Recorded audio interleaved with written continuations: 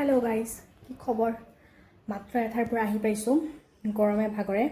আৰু আহি পাই মা মোক কি কয় চিকেন আনিছো মেৰিনেট কৰি থৈছো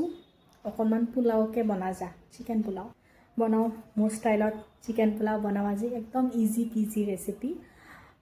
সবে বনাব পাৰিব একদম মানে ব্যাচেলাৰ ষ্টাইল আৰু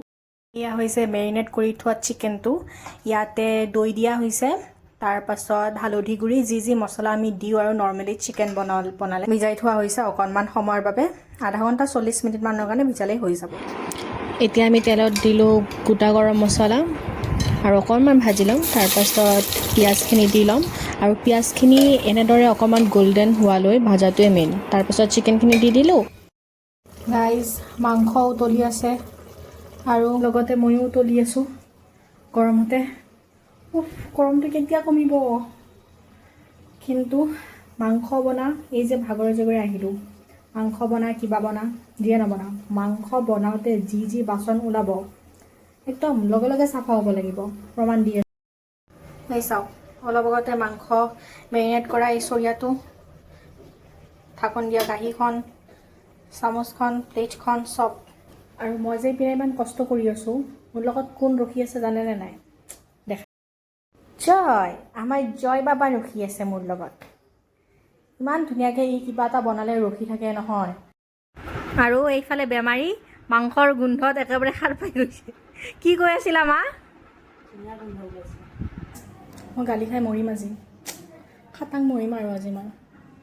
কি কৰিছোঁ জানেনে মানে মই কৰা নাই হৈ গ'ল আৰু কেনেকৈ যে হৈ গ'ল মোৰ এনেকুৱা নহয় মানে বলক দেখাও বলক পৰা প্ৰেছাৰ কুকাৰৰ পৰা যায় এইয়া